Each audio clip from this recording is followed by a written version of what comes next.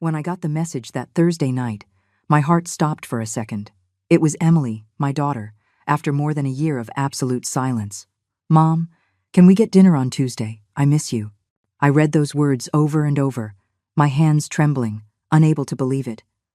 How could one little text message light up all the darkness that had settled into my life since she decided I no longer deserved her love? But when I got to her house, something unexpected happened. But before we continue, make sure you're already subscribed to the channel and write in the comments, where are you watching this video from? We love to know how far our stories are reaching. My name is Elizabeth. I'm 58 years old, and exactly 1 year ago, my only daughter decided to cut me out of her life. There was no big fight, no definitive moment I can point to as the beginning of the end. It was a gradual, silent pulling away. Until one day the calls stopped being answered and the texts were left unread. The pain of losing a child who is still alive is something I don't know how to explain. It's as if a part of you is still breathing and smiling somewhere else, but no longer recognizes you. I spent nights trying to understand what I did wrong, searching my memories for the exact moment I lost her affection. Was it after her husband, Julian, came into our lives? Was it when I questioned some financial decisions they were making? Or maybe it was that Sunday brunch in Chicago, when I mentioned I thought she was losing too much weight, looking sick, and Julian answered for her that I should mind my own health. Now, with the message lighting up my phone screen, I felt like someone lost in the desert who suddenly spotted water, desperate, thirsty, not questioning if it might be a mirage. The days until Tuesday dragged on like never before. I changed my clothes 5 times before leaving. I put on the green dress she had given me for the last birthday we were still close. I put on makeup, trying to hide the marks that loneliness had left on my face. I got in the car and drove to the gated community where they lived, the house I helped them buy when I was still welcome. I parked in front of the gate at 7:45 in the evening, 15 minutes before the agreed-upon time. I didn't want to be late and give her any reason to regret the invitation. The front yard was different, more subdued, with fewer flowers. I remembered when we planted the blue hydrangeas together, which were now gone. I took a deep breath, fixed my hair in the rearview mirror, and opened the car door. That's when something strange happened. As I was walking to the door, I saw Maria, the housekeeper who had worked for Emily for years, running in my direction. Her face was tight, with an expression that mixed fear and urgency. She looked back several times, as if checking she wasn't being watched, before getting close to my car. "Miss Elizabeth," she whispered, her voice trembling. "Don't go in there. Please, leave as quickly as possible." I was frozen, not understanding. "What's going on, Maria? Is Emily okay?" "It's not about her," Maria replied, her eyes wide. "It's about you. Please trust me. It's not safe." Before I could ask more questions, she glanced toward the house again and backed away. "I need to get back before they notice. Go, Miss Elizabeth, go." And with that, she ran back to the house, leaving me frozen on the sidewalk, my heart beating so loud I could hear it in my ears. What was happening? Why did Maria seem so terrified? And why had my daughter, who hadn't spoken to me in over a year, suddenly invited me to dinner? I went back to the car as if in a trance. My legs moved automatically while my mind tried to process the warning. I sat down, locked the doors, and started the engine, but I didn't drive off. Something inside me, maybe the same instinct that helped me survive an abusive marriage for 15 years before I finally found the courage to divorce, told me to stay and watch. From the driver's seat, I had a direct view of the dining room through the windows. The curtains were open, as if they were expecting me to look. For a few minutes, the house remained quiet, the lights dim as if no one was home. And then, suddenly, everything lit up. One by one, the lights came on as if someone had been waiting for me to leave to continue with their plans. 2 people I had never seen before appeared in the dining room, a man in a dark suit and a woman holding a folder. After them, Julian walked in, talking on his phone, gesturing as if giving important instructions. And finally, Emily appeared, formally dressed, with a serious expression I had never seen before. This clearly wasn't a mother-daughter dinner. It was a meeting, carefully planned. As I watched, Maria appeared briefly in the window. Our eyes met for a second, and she gave a subtle shake of her head. That small gesture told me everything I needed to know. Leave. But I couldn't. I needed to understand what was happening. I turned off the car's headlights and kept watching. Julian walked over to the table, picked up some papers, and handed them to Emily. She looked at them, signed something, and smiled. A cold smile I didn't recognize as my daughter's. At that moment, I felt a knot in my stomach. It wasn't just worry or confusion, it was fear. A primitive, visceral fear that told me this house, where I was once happy with my daughter, now represented some kind of danger. And the most painful part, my own daughter seemed to be at the center of it all. 15 minutes passed as I sat paralyzed, watching this strange scene unfold. Julian left the room and came back with more papers. Emily checked something on a tablet screen. The two strangers were still there, talking to each other. It looked like a business meeting, not a family dinner. And then Julian looked at his watch, and then at the window, directly toward my car. I instinctively ducked, my heart racing. When I looked up again, the curtains were closed. The house that was once the place I rocked my daughter to sleep now transformed into a threatening mystery before me. I started the car and drove away, but I didn't go home. I couldn't. I parked at a gas station a few miles away, on the outskirts of Denver, and tried to organize my thoughts. What kind of trap was this? Why would Emily call me for a dinner that clearly didn't exist? And most importantly, what did Maria know that made her so scared? I took out my phone and looked at Emily's message again. The words seemed different now, just the two of us. Maybe it wasn't an invitation to reconnect, but to something much darker. Was the woman I raised, who I loved unconditionally, plotting something against me? The idea was so painful that tears started rolling down my face before I even realized it. I went to the gas station restroom to wash my face. In the mirror, I saw a woman I barely recognized. Graying hair, deep dark circles, a frightened look. Was this me now? Is this what the pain of losing my daughter had turned me into? I leaned on the sink and took a deep breath. I couldn't fall apart. I needed to find out what was going on. Back in the car, I realized I had a missed call. It was from an unknown number. Seconds later, the phone vibrated with a message. "Miss Elizabeth, it's me, Maria. We need to talk. Tomorrow, at noon, at the coffee shop in the main bus terminal. It's important. Don't tell anyone." That night, I couldn't sleep. Every time I closed my eyes, I saw Emily's face signing those papers. Julian looking at his watch. The look of terror in Maria's eyes. What were they planning? And why would my own daughter be involved in something against me? When the sun began to rise, I was still awake, sitting on the balcony of my small apartment, looking out at the city of Austin as it woke up. The people in the streets seemed so normal, so oblivious to the turmoil happening in my life. What would it be like to wake up without the weight of knowing that the person you love most in the world might want to hurt you? As the clock ticked toward noon, a determination grew inside me. I would go to that meeting with Maria and find out the truth, no matter how painful. Because the uncertainty, I realized, was even more unbearable than any truth. The bus terminal was busy as always. People rushing to catch their buses, families saying goodbye, teenagers with huge backpacks waiting for their rides. I felt out of place there, a middle-aged woman alone, looking for answers to questions I didn't even know how to form. The coffee shop was in a secluded corner, a small place with formica tables and plastic chairs. I chose a table where I could see the entrance and ordered a coffee I knew I wouldn't be able to drink. My stomach was in knots. At 12:10, Maria walked in. She was dressed simply, a dark jacket and a scarf partially covering her face. Her eyes darted around nervously, scanning every corner of the place before heading to my table.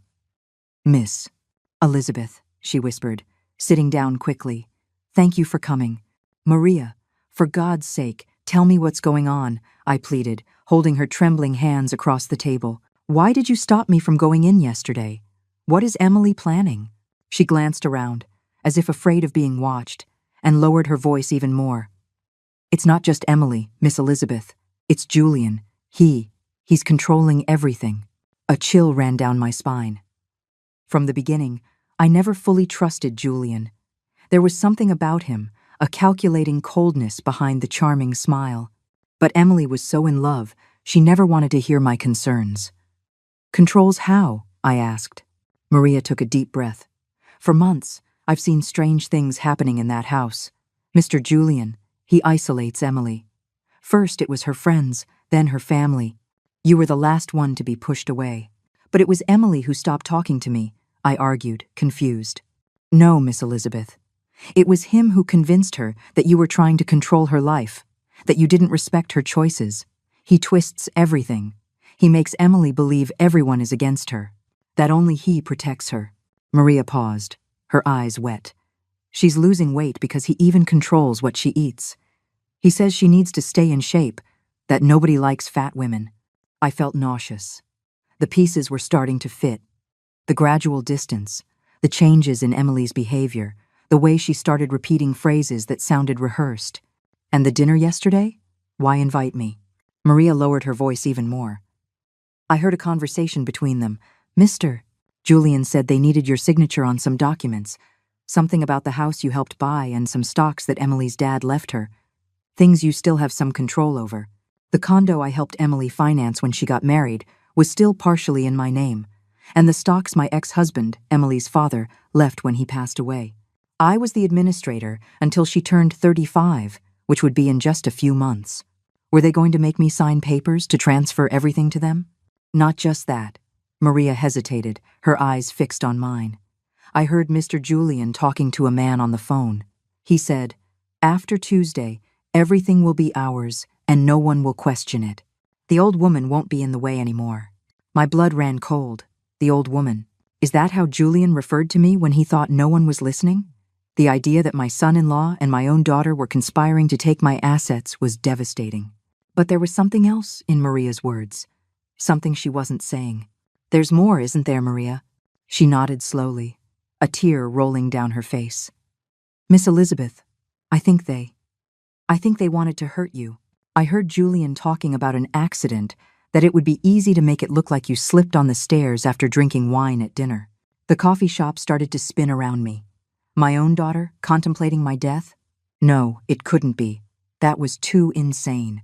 Emily would never agree to that, I said, more to myself than to Maria. Emily isn't the same anymore, Miss Elizabeth. He manipulates her. She does everything he says. It's like she's hypnotized.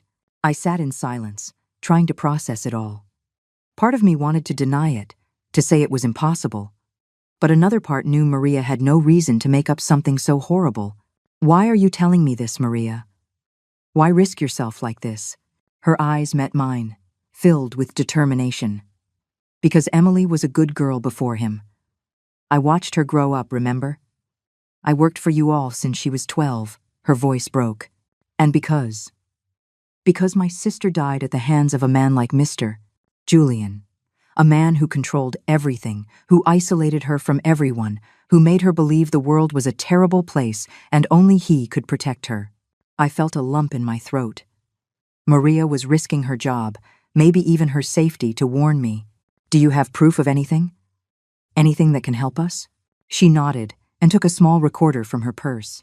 I recorded some conversations and took pictures of documents I found in his office. They're preparing everything for after Tuesday. Wills, transfers, everything. I took the recorder with shaky hands. Maria, do you realize this is criminal? We need to go to the police. No, she exclaimed, scared. Not yet. Mr. Julian has friends on the force. He's always bragging about how easy it is to make things disappear when you know the right people. Then what do we do? Maria leaned forward.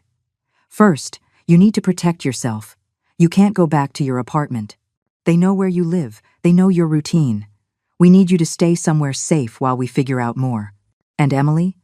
We can't just leave her with him. I'll keep an eye on her, Miss Elizabeth. If he tries anything. She didn't finish the sentence, but I saw the worry in her eyes. For now, the important thing is to keep you safe. I looked out the coffee shop window, at the people passing by, oblivious to the terror I was living. How could I just disappear? Abandon my life, my home, my job at the small bookstore I managed in Boulder? And how could I leave Emily behind, even if she was involved in something so terrible against me? I have a cousin who lives out in the country, Maria said. Near Santa Fe. We can say you went to visit her. No one will look for you there. The idea of running, of hiding, was almost as terrifying as the revelations I had just heard. What if I try to talk to Emily? Alone, without Julian? Maybe she.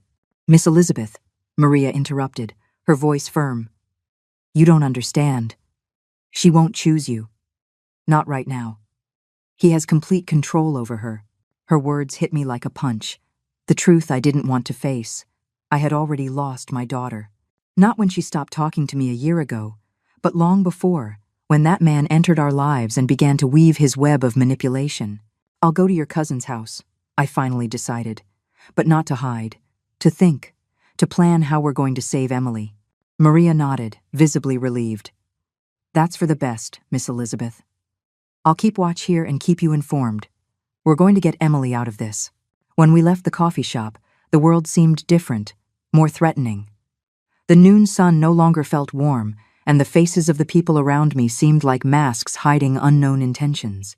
I was about to leave behind everything I knew, fleeing from a danger that came from the person I loved most in the world. I looked at Maria one last time before we parted. Take care of yourself, and watch over my daughter. Always, Miss Elizabeth. I walked to my car, feeling the weight of the recorder in my jacket pocket.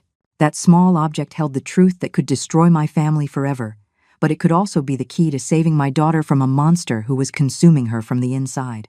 Maria's cousin's house was in a small town about 3 hours from the city, near Santa Fe. It was a simple place, with dirt roads and people who still left their doors unlocked at night. Beatrice, a woman in her 70s, welcomed me as if we were old friends, asking few questions when Maria vaguely explained that I needed a place to stay for a few weeks. Any friend of Maria's is a friend of mine, she said, showing me the back room of the house, with an iron bed and floral curtains that reminded me of my grandmother's house. Stay as long as you need. That first night, sitting on the porch under a starry sky you never saw in the city, I tried to put my thoughts in order. I listened to the recordings Maria had given me, and examined the photographs of the documents. Each piece of evidence was more disturbing than the last. Julian had meticulously created a scheme to take over not only the stocks that belonged to Emily, but also properties that were in my name. There was a forged will, with my supposed signature, leaving everything to Emily in the event of my death. And other documents, transfers, powers of attorney, all with forgeries of my signature, just waiting for dates to be filed. But the most terrifying part was hearing my own daughter's voice on those recordings. Yes, a voice I barely recognized, mechanically agreeing with Julian, repeating rehearsed phrases about how I always controlled her, how I never supported her, how I deserved to be alone. It was like hearing his words coming out of her mouth, as if he were a ventriloquist, and she, his puppet. The next morning, I picked up my phone to call Benjamin, my lawyer and lifelong friend. But I hesitated. What if Julian was monitoring my calls? What if he found out where I was? I decided to be more cautious. I used the landline at Beatrice's house to call from a number Julian wouldn't know. Elizabeth? Benjamin answered, surprised. Where are you? I've called your cell several times. I needed to get out of town for a few days, I answered vaguely. Benjamin, I need your help, but it has to be discreet. I explained the situation as concisely as possible, without going into detail over the phone. Benjamin listened in silence, occasionally asking pointed questions. This is serious, Elizabeth, he said finally. If you have proof of what you're saying, we need to go to the police immediately. Not yet, I replied, remembering Maria's warning. Julian has contacts. We need to be strategic. So, what do you suggest? I need more concrete evidence. Something that can't be ignored or covered up. Benjamin was silent for a few seconds. I have a friend with the feds, someone outside the local circle. I can talk to him, without mentioning names yet. Do that, I agreed. In the meantime, I need you to do something for me. Go to my apartment and look for a blue folder in the back of my closet. There are important documents in there. Is your spare key still in the same place? Yes, with Mrs. Davis in 302.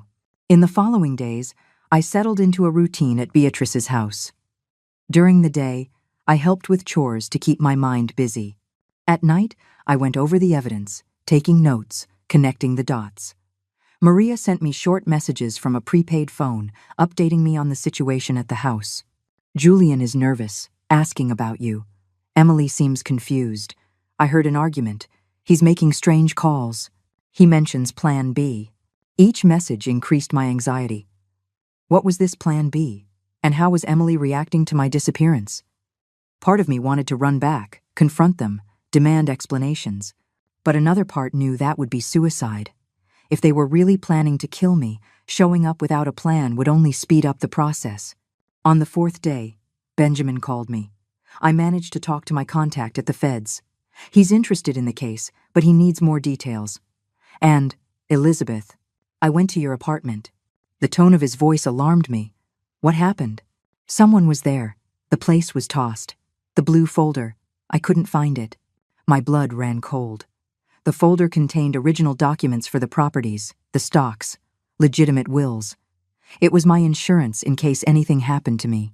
They're one step ahead of us, I murmured. Is there more? Benjamin continued. There's an investigation into you. What? What kind of investigation? It seems someone reported irregularities at the bookstore. Tax evasion, money laundering. It's completely absurd, but it's in motion. Julian's strategy was becoming clear. If I showed up, it would be to face criminal charges. A public scandal that would make it easier to take everything I had built. And Emily? Did you manage to talk to her? Benjamin sighed. I tried. She's not answering my calls. I went to her house, and the security guard wouldn't let me in. Said she wasn't receiving visitors. The situation was getting worse faster than I imagined. They weren't just trying to erase my financial existence, but my reputation as well. It was a perfect trap. If I stayed hidden, I'd lose everything. If I showed up, I'd be arrested. We need to act faster, I decided. Your contact with the feds? Can he start an investigation without alerting the local police? Possibly, but he'd need concrete proof. I have recordings, photographs of documents. Is that enough to start? Maybe. I'll check. When I hung up, I realized Beatrice was at the kitchen door, watching me with concern. Serious problems, aren't they? She asked, sitting at the table with me. I nodded, not going into detail. She took my hands in hers, wrinkled by time and work. You know, dear, when I was young, my husband used to hit me. Every day. For anything. I thought I deserved it. That's just how things were. Until one day, he hit our son. That's when I realized. It wasn't about me. It was about him. About the power he wanted to have over us. I looked at her, surprised by the sudden confession. What I'm saying, she continued, is that sometimes we need to see someone we love get hurt to understand that we're being hurt too. Your daughter is in danger, isn't she? Yes, I admitted. But she doesn't see it, because he won't let her see. That's how they work. They isolate, they control, they make the person doubt their own judgment. And by the time you finally wake up, it's already too late. How did you escape? Beatrice's face lit up with a sad smile. I didn't escape. He died. Had a heart attack during one of his fits of rage. God has a peculiar sense of humor, doesn't he? She stood up, adjusting her apron. But you can still save your daughter, and yourself. When she left, I stayed, thinking about her words. Maybe Beatrice was right. Maybe the problem had never been between Emily and me. It was Julian who had created this divide, feeding it with lies and manipulation. And if my daughter was repeating those horrible phrases about me, it wasn't because she believed them, but because he had programmed her to say them. That night, I got a message from Maria that changed everything. He's planning to take her. I heard him talking about a house overseas. He says the two of you will never see each other again. Take her? Where? Why? The questions swirled in my mind. If Julian managed to get Emily out of the country, I really might never see her again.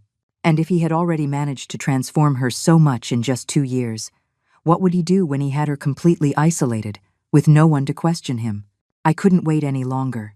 I couldn't trust the legal system to act in time. My daughter was in immediate danger, even if she didn't realize it. I needed to get her out of Julian's grasp before it was too late. I grabbed my phone and called Benjamin. Change of plans, I said as soon as he answered. We're not waiting for the formal investigation. We need to act now. What do you have in mind? An extraction, I replied, surprised by the firmness in my own voice. We're going to get my daughter out of that house, and you're going to help me. The next 2 days were spent developing a plan that, under normal circumstances, I would consider insane. But nothing had been normal for a long time. Benjamin, initially reluctant, ended up agreeing that we couldn't wait for the slow legal process, especially with Julian's threat of taking Emily out of the country. You understand this could go wrong in so many ways, right?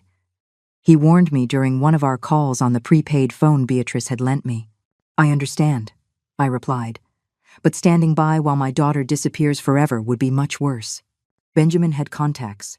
One of them was Marcus, an ex-cop who now worked as a private investigator in Detroit. Another was Sarah, a psychologist specializing in victims of abusive relationships. They both agreed to help, more out of friendship for Benjamin than belief in my story. But that didn't matter.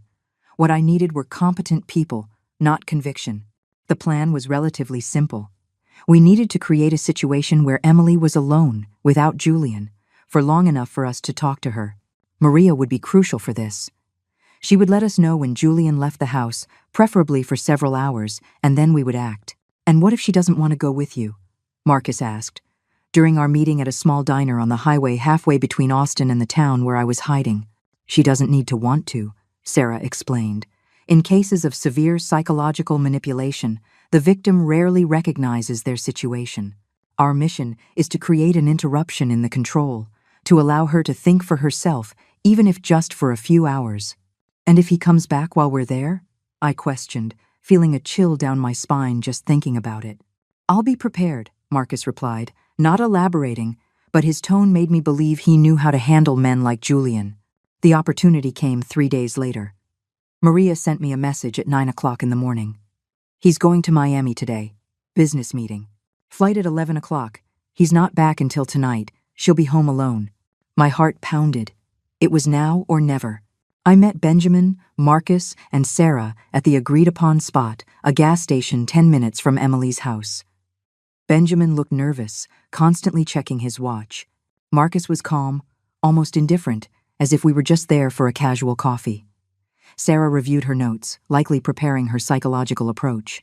Remember, she said, Emily will probably resist. She might yell, cry, accuse us of being against her. That's normal. The important thing is to stay calm and project safety. At 3 o'clock sharp, we got confirmation from Maria. Julian had left, and the plane had already taken off. It was our signal. The drive to Emily's house was made in tense silence. Everyone in the car seemed lost in their own thoughts. I was trying to imagine what it would be like to see my daughter again after so long, and under such strange circumstances. We reached the gated community. Marcus, wearing a delivery uniform and carrying a fake package, managed to get the security guard to open the gate without question. Once inside, we drove slowly to the house. Maria was waiting for us in the backyard, out of sight of the neighbors. She's in the living room, she reported, visibly nervous. Watching TV. She's not doing well. Barely left her room in the last few days. Any sign of Julian? Marcus asked. None. He called half an hour ago to check if she was home. It's what he always does. Calls every hour when he's away. Then we have about 30 minutes before the next call. Benjamin calculated. We need to be quick. We went in through the back door, which Maria had left unlocked. The house was quiet, except for the low sound of the television coming from the living room. I walked to the front, my heart beating so hard I thought it could be heard. And then, after more than a year, I saw my daughter. Emily was sitting on the sofa, wrapped in a blanket, despite the heat of the day. She was so thin I almost didn't recognize her. Her hair, once long and vibrant, was lifeless, pulled back in a messy bun. Deep dark circles marked her pale face. My beautiful daughter, always so full of life, looked like a ghost of herself. She didn't notice our presence at first. Absorbed in some TV show she didn't even seem to be really watching. When she finally saw me, her eyes flew open in shock. "Mom?" she whispered, as if she couldn't believe what she was seeing. "Hi, honey," I replied, trying to keep my voice steady despite the tears threatening to fall. She jumped up abruptly, the blanket falling away. She was wearing baggy pajamas that accentuated her alarming thinness even more. "What are you doing here? How did you get in?" I immediately sensed the fear in her voice. It wasn't just surprise. It was panic. "We need to talk, Emily," I said, taking a step toward her. "I'm worried about you." She backed away, looking nervously at the strangers with me. "You can't be here. Julian will be back soon. You have to leave." "Your husband is in Miami," Marcus informed her calmly. "He won't be back until tonight." The panic in Emily's eyes intensified. How do you know that? Are you spying on me? I'm calling the police. She frantically looked for her phone, but Maria had already removed it from the room, just as we planned. Sarah stepped forward, her voice soft and controlled. Emily, my name is Sarah. I'm a psychologist, and I'm here to help. We're not here to hurt you. We just want to talk. I don't need help, Emily replied automatically, as if repeating something she'd heard many times. I'm perfectly fine. You're the ones with the problem, always interfering in my life. The words hit me like daggers. But Sarah had prepared me for this. They were Julian's words, not Emily's. Honey, I tried again. You invited me to dinner. Remember? Last Tuesday, you sent me a message. Emily looked confused for a moment. I didn't send anything. Yes, you did, I insisted, showing her the message on my phone. She stared at the screen, the confusion even more evident. That's my number, but I didn't write that. It was Julian, wasn't it? I asked gently. He took your phone and sent that message pretending to be you. Emily opened her mouth to deny it, but then closed it again, as if something was clicking in her mind. He said it would be good for us to reconcile, that he sensed I was sad about not talking to you anymore. But later he said you canceled, that you didn't want to see me. I was there, Emily, at the agreed-upon time. But Maria stopped me from coming in because she heard Julian planning something against me. Emily looked at Maria, who nodded silently. It's true, child. I heard him talking about making it look like an accident, about how you would inherit everything after your mom fell down the stairs. No, Emily murmured, shaking her head. He wouldn't do that. He loves me. He protects me. Protect you from what, Emily? Sarah asked, her voice still calm. From the world? From the people who love you? Look at yourself. Are you happy? Are you healthy? Or are you scared all the time? Emily started to cry, her shoulders shaking under the weight of the questions. I wanted to run to her, hug her, tell her everything would be okay. But Sarah had been clear. We needed to maintain emotional distance in this first moment. Emily needed to process. He says you don't understand me, she sobbed, that you want to control me, that only he knows what's best for me. And do you believe that? I asked softly. I don't know what to believe anymore, she admitted, suddenly looking exhausted. I'm so tired. It was in that moment I realized how much damage my daughter had sustained. Not just physically, but emotionally, psychologically. Julian had systematically destroyed her confidence, her sense of reality, her connection to the world. And I had let it happen, staying away when I should have fought harder. Emily, Sarah said, you don't have to decide anything right now. We're just asking you to come with us for a few hours, to talk in a neutral place, without Julian's influence. He'll be furious if I leave, she murmured, the fear obvious in her voice. Does he control where you go? Marcus asked, his tone professional, but his eyes revealing indignation. Emily hesitated, as if realizing for the first time how absurd the situation was. He says it's for my safety, that there are people who want to hurt us. People like your mother? Benjamin questioned, speaking for the first time. Emily looked at me, and I saw something in her eyes I hadn't seen in a long time. Doubt. Not about me, but about the lies she had believed, he said. He said you wanted to keep me away from him because you were jealous, because I had a perfect marriage and you failed at yours. I took a deep breath, feeling the sting of those words, but understanding they weren't really hers. Emily, your father and I separated because he cheated on me. You know that. And I have never, ever wanted anything but your happiness. If Julian truly made you happy, I would be the first to support you. But he doesn't make you happy, does he? Sarah continued, seizing the moment of vulnerability. You're more isolated, thinner, and more scared every day. Emily's tears were flowing freely now. He says I'm fat, that no one will want me if I don't take care of myself, that I should be grateful he accepts me like this. My heart broke hearing that. My beautiful daughter, always so self-assured, reduced to doubting even her appearance. Emily, Maria said, approaching cautiously, Mr. Julian is not who you think he is. He's manipulating you, just like he manipulated your mother's documents. What documents? Emily asked, confused. Benjamin took some copies of the forgeries Maria had photographed from his briefcase. These, your signature and your mother's, forged. Part of a plan to take control of the properties, the stocks, everything. Emily examined the papers, her confusion giving way to shock. This is my signature, but I never signed these documents. And this is my signature, I added, on documents I've never seen. Suddenly, the landline in the house rang, making us all jump. The clock on the wall read 1:30 in the afternoon, the time for Julian's check-in call. It's him, Emily whispered, the panic returning. If I don't answer it, Sarah instructed. Act normally. Say everything is fine. Emily hesitated, looking at all of us, clearly torn. Finally, with trembling hands, she picked up the phone. Hi, love, she said, trying to sound casual, but her voice was tight. Yes, I'm home. No, nothing different. Yes, I'm following the meal plan. No visitors. She paused, looking at us with growing alarm. No, I'm not hiding anything. Yes, I'm alone. Only Maria is here. Another, longer pause. Julian, I'm not lying. Please don't talk like that. No, I'm not crying. The desperation in her voice was palpable. Julian clearly sensed something was wrong, even over the phone. We need to go now, Marcus muttered, sensing the situation. Emily, I whispered. Come with us, please.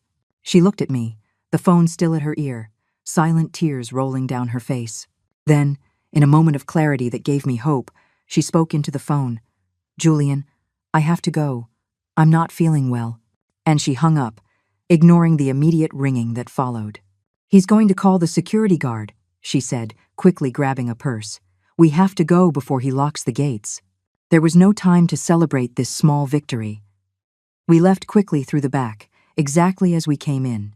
Marcus went to get the car while we waited in the yard, tense, listening for any movement. He's going to find me, Emily murmured, hugging herself. He always finds me. Not this time, I promised, finally allowing myself to touch her arm. This time I'm here, and I'm not going to let him hurt you again. When the car arrived, we got in quickly. Marcus drove fast, but not so fast as to draw attention. In the rearview mirror, I saw the community's security guard coming out of his booth, looking around, probably looking for Emily at Julian's request. We were on the highway when Maria's phone rang. She answered, her face pale. Mr. Julian. No, I don't know where she is. I went out to do the shopping. She hung up, trembling. He's furious. He's catching the first flight back. How much time do we have? Benjamin asked. 2, maybe 3 hours, if he gets a flight immediately. It wasn't much time, but it would have to be enough. I looked at Emily, sitting next to me, looking both relieved and terrified. She had taken the first step, the hardest one, but the battle was just beginning. Where are we going? She asked. Her voice small.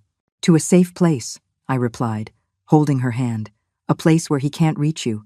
And as the car continued down the highway, taking us far away from that house of horrors, I felt a mix of fear and determination.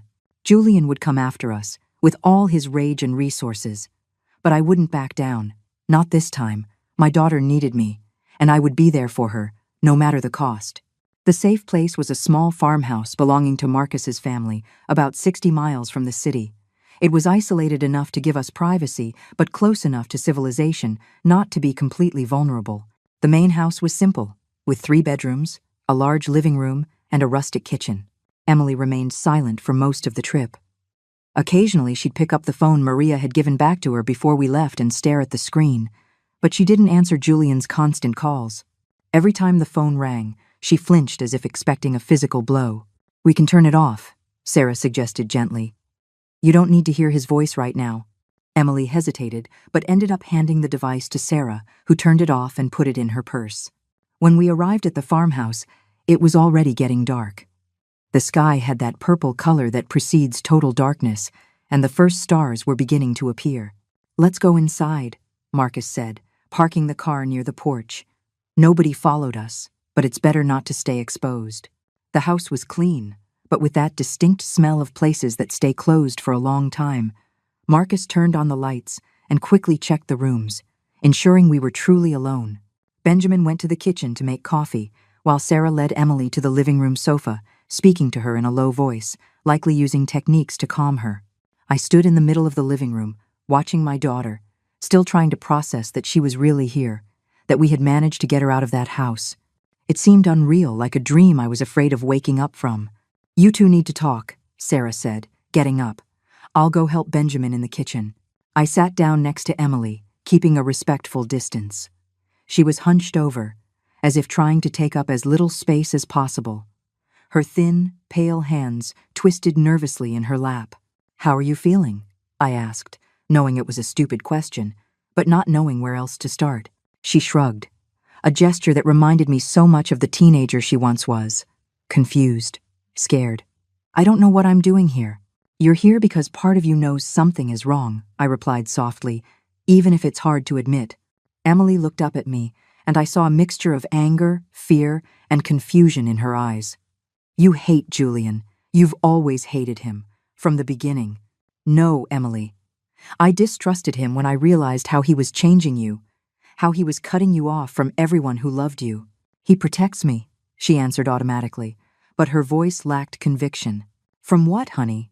From whom? From your mother who only wants to see you happy? From your friends you haven't seen in over a year? From your life that you gave up for him?" She didn't answer, but I saw tears forming in her eyes. "Emily, look at yourself," I continued, trying not to sound accusatory. "You're so thin I barely recognized you. You're terrified of a phone call from your own husband. You live isolated, with no friends, no family. Is that protection, or is it a prison?" A tear escaped and slid down her cheek. He says it's for my own good.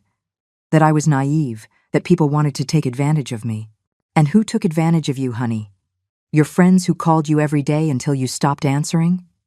Me, who called you for months with no reply? Or the man who controls what you eat, where you go, and who you talk to?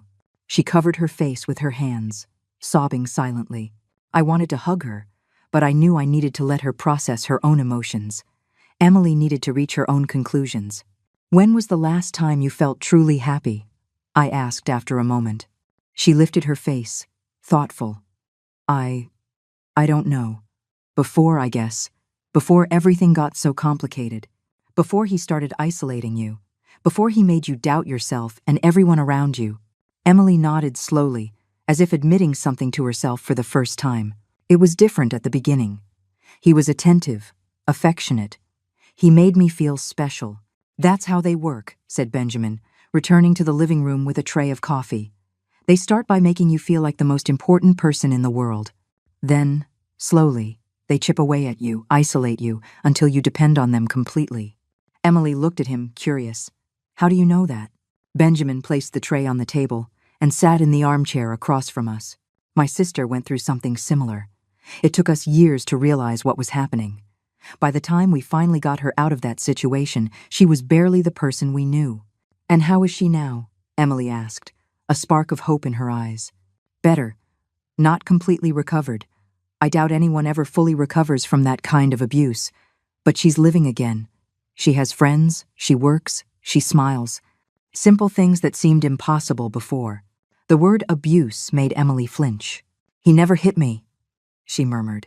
"Abuse isn't just physical, Emily," Sarah explained, joining us. "The control, the manipulation, the isolation, the gaslighting, those are all forms of abuse." "Gaslighting?" Emily repeated, confused.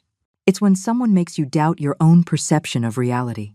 When they say things that happened didn't happen, or that you're imagining things. When they turn your legitimate concerns into paranoia." Emily fell silent, and I could see the gears turning in her mind, connecting dots, replaying memories in a new light. He does that," she finally admitted, her voice almost inaudible. "When I say I'm worried about something, he says I'm overreacting. When I remember something he said or did, he swears it never happened, that I'm confusing things. And when someone like your mother tries to warn you," Sarah continued, "he convinces you that person has an ulterior motive, that they're trying to separate you out of jealousy or malice."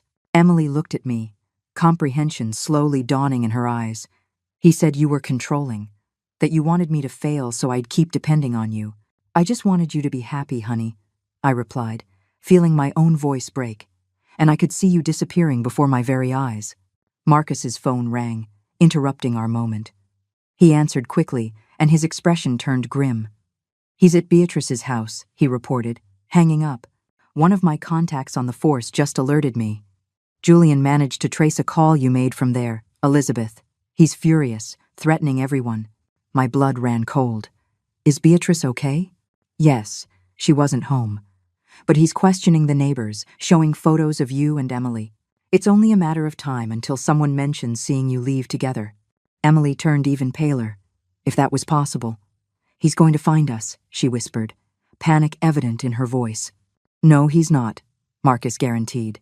Nobody knows about this farmhouse except people of complete trust, and we're prepared if he tries anything. Prepared how? I asked, alarmed. Marcus opened his jacket, revealing a pistol at his waist.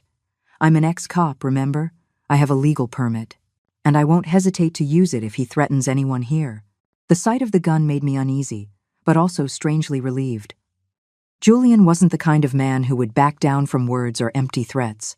He was dangerous, and maybe we needed real protection. What do we do now? Benjamin asked. He's clearly willing to do anything to find them. We need the evidence we have and go to the FBI, I decided.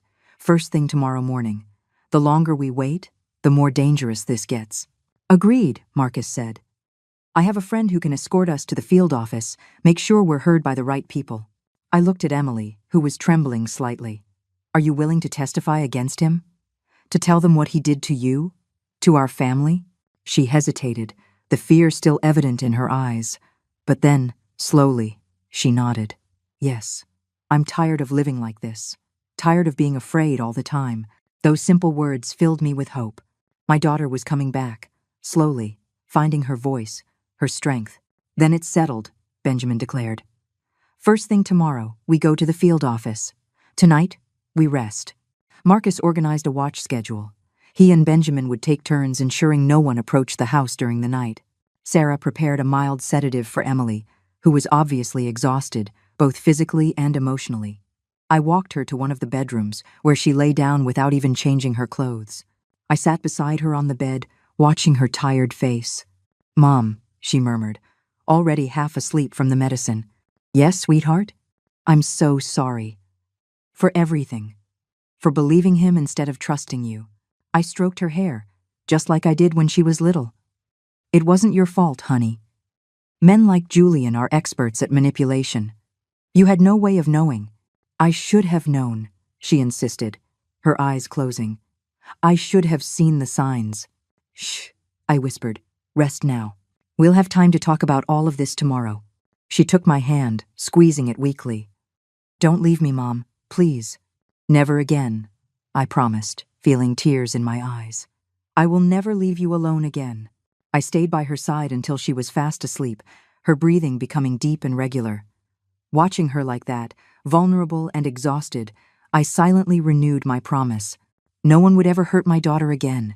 No one would make her feel small or insignificant again.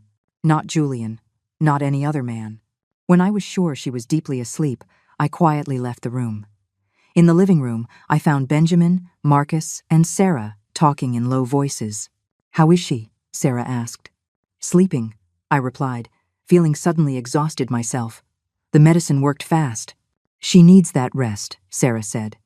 Her body and mind have been in a constant state of high alert for a long time. It's exhausting to live under that kind of stress.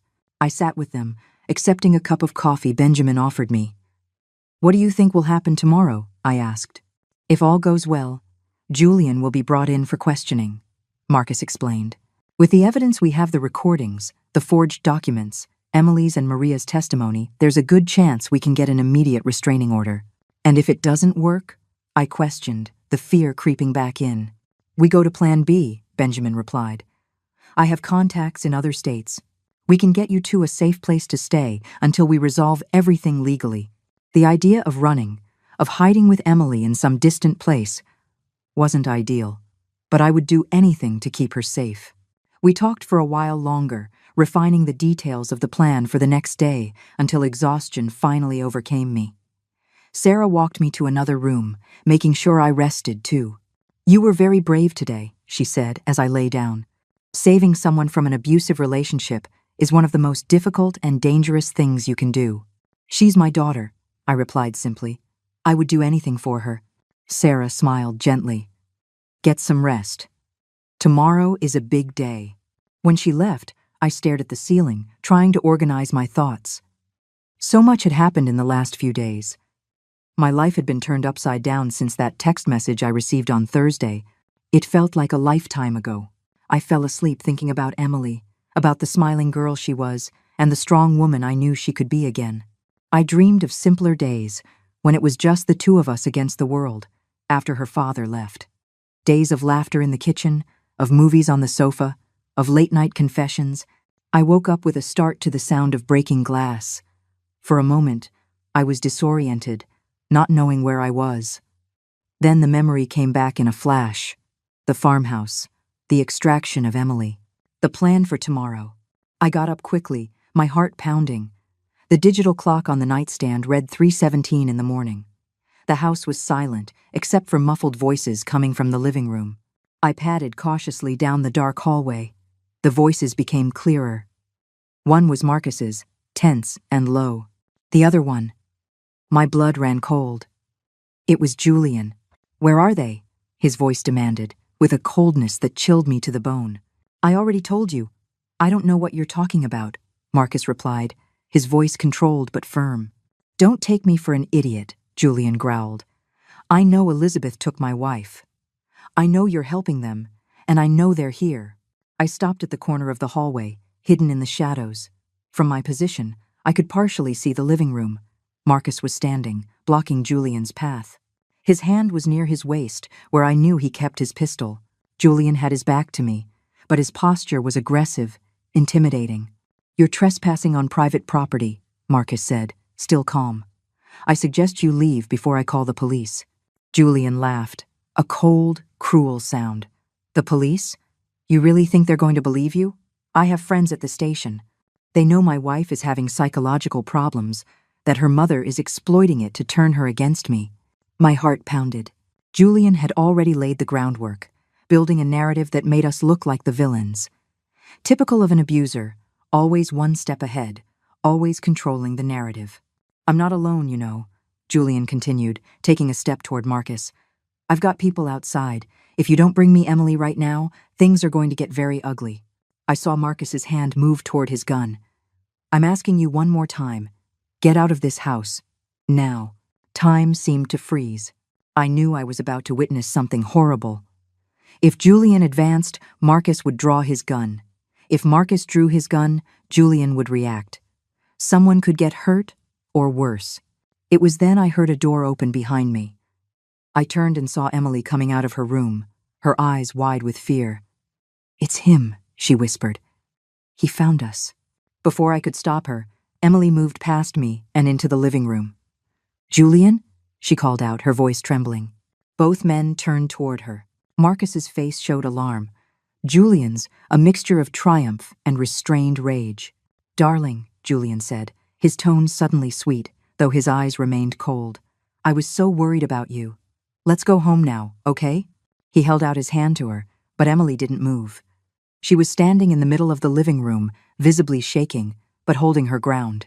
"No," she said, the word coming out as a whisper. Julian's face hardened. "What did you say?" "I said no," Emily repeated, a little louder this time. "I'm not going back with you." I walked into the living room, positioning myself next to Emily. Benjamin and Sarah appeared from other rooms, clearly alerted by the commotion. "You heard my daughter," I said, looking directly at Julian. "She's not going anywhere with you." Julian faced us, his gaze shifting from Emily to me, to the others in the room. For a moment, I thought he was going to attack. Then, unexpectedly, he smiled. "All right," he said, taking a step back. "If that's how you want to play it."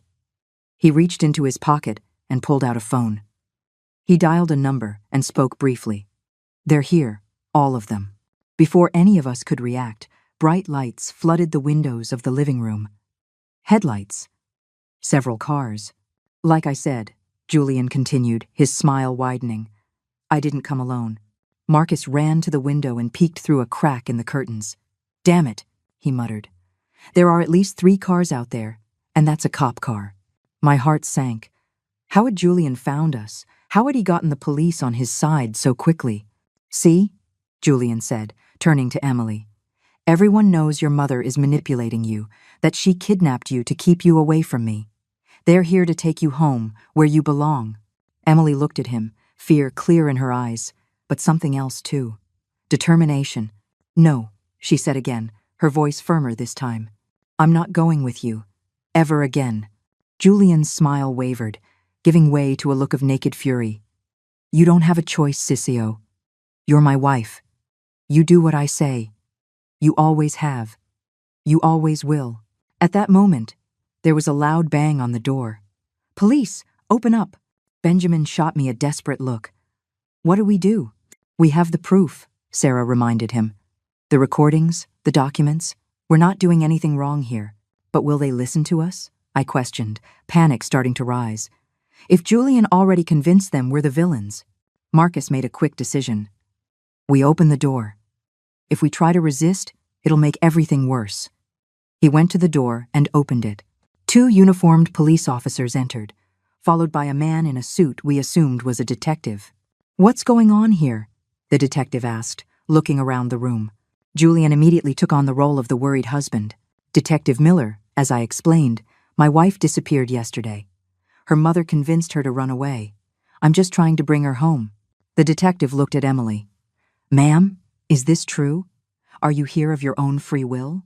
Before Emily could answer, Julian cut in. "She's not well, detective. She has a history of emotional problems. She's confused." Rage swelled inside me. "My daughter has no problems," I exclaimed. "It's that man who has been manipulating and psychologically abusing her for years." The detective looked at me skeptically. "Ma'am, we have an official report that you may have kidnapped your own daughter." "That's absurd," Benjamin protested. "We have proof of abuse, of manipulation, forged documents, testimonies.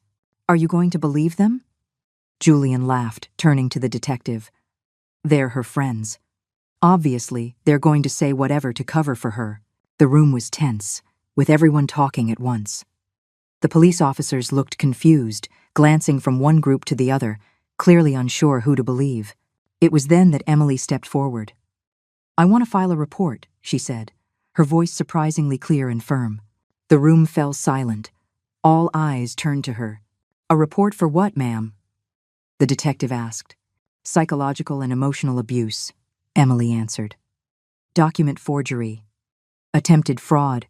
Maybe even attempted murder." Julian paled. "You're delusional," he hissed. "No one is going to believe that."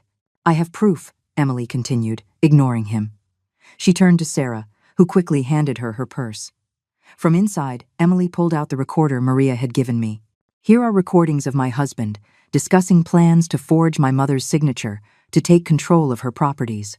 There are also recordings of him talking about an accident my mother would suffer during a dinner that was never planned to happen." The detective took the recorder, looking at it with interest. "This is serious, ma'am. Are you sure about what you're saying?" "Absolutely," Emily replied.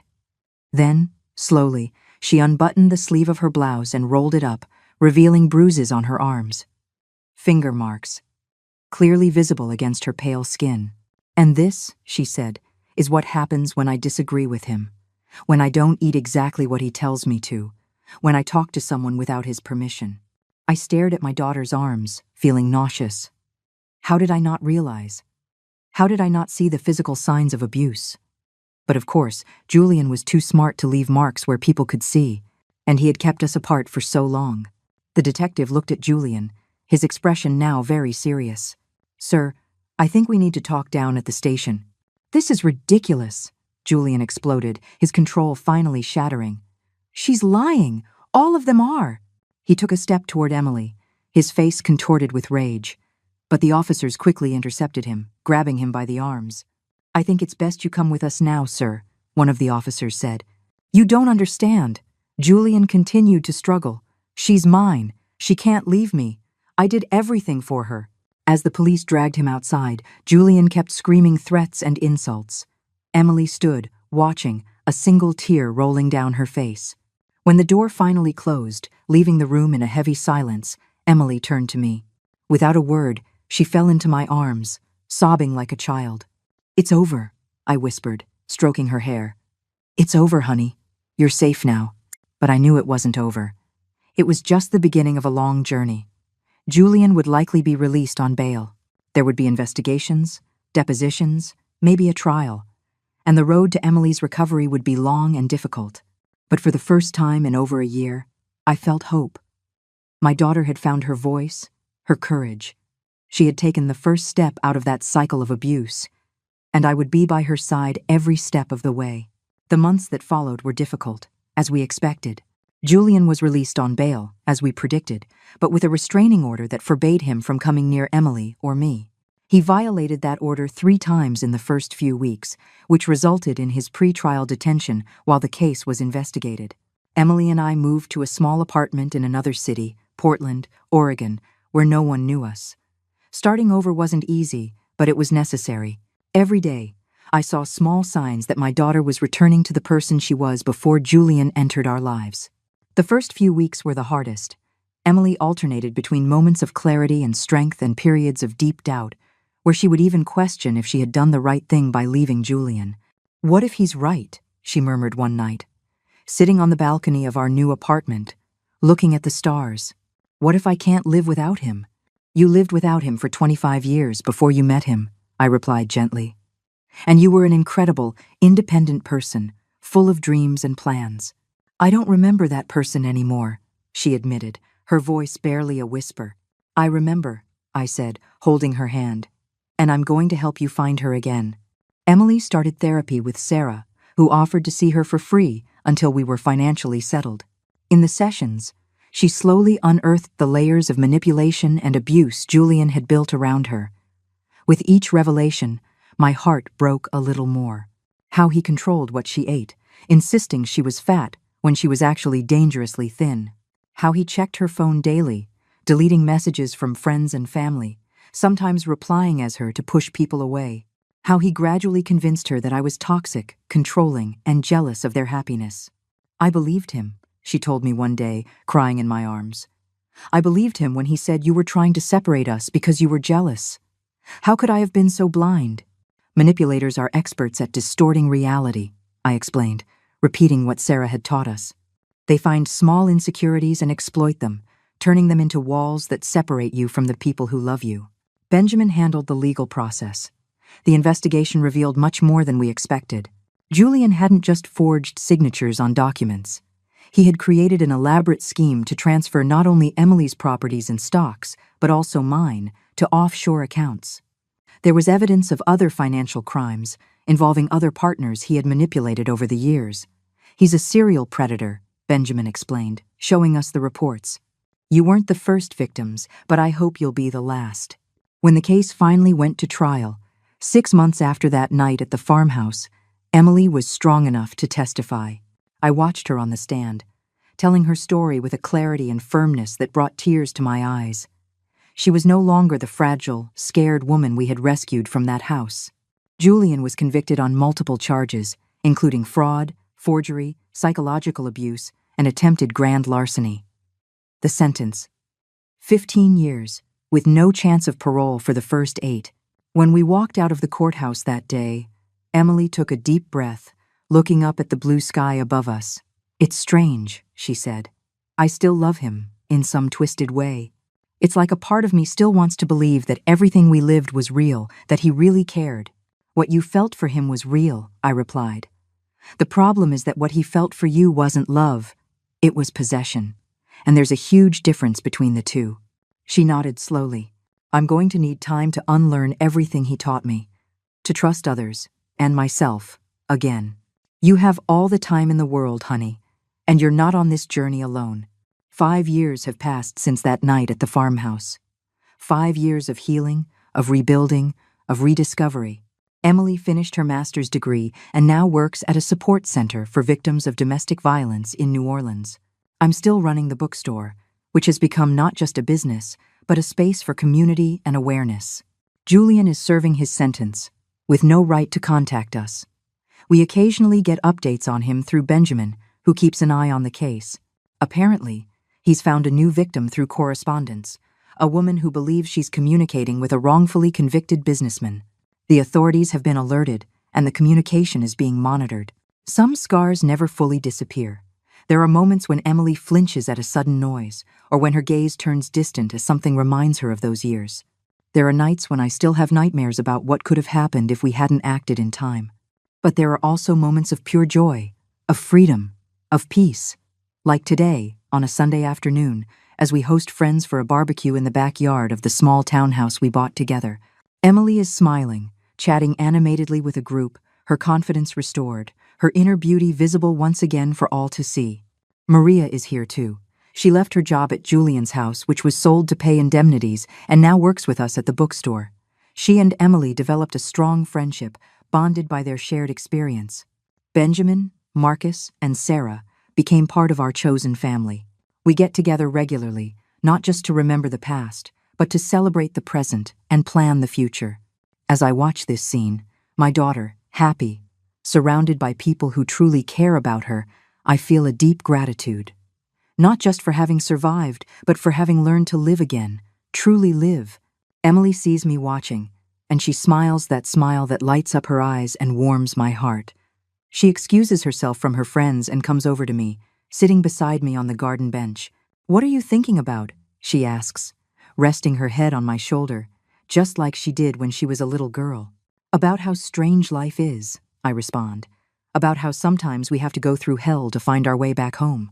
She nods, understanding perfectly. "You know what I learned from all this?" she says after a moment of silence. "What, honey?" "That real love doesn't imprison, it doesn't control, it doesn't diminish. Real love liberates, it strengthens, it makes you grow." She squeezes my hand. "Like your love for me." Silent tears roll down my face. 5 years ago, I was desperate, sitting in my car, watching my daughter through a window, trying to understand how we had gotten to that point. Today, she is here, by my side, free from the invisible chains that held her. And I am here, witnessing the miracle of her recovery, knowing that no matter how dark the night, there is always, always a chance to start over when the dawn comes. "Mom?" Emily says, interrupting my thoughts. "Yes? Thank you for never giving up on me." I kiss her forehead gently. "That's what moms do, honey. They never give up." And as the sun begins to set on the horizon, casting golden hues over our small backyard and the people we love, I know that we are finally home. Not in a physical place, but in that safe space we've created for each other, where love is genuine, respect is mutual, and freedom is valued above all else. Some stories don't have happy endings. Ours almost became one of them. But thanks to courage, persistence, and true love, the kind that respects, that strengthens, that liberates, we manage to rewrite our destiny. And that's the message we share with all the Emilys and Elizabeths we meet. It's never too late to rewrite your story. It's never too late to escape the shadows and walk toward the light. It's never too late to come back home. Now, if you liked this story, click subscribe and tell me in the comments which part left your jaw on the floor. Oh, and don't forget to become a member to get access to exclusive videos I don't post here. I'll see you there.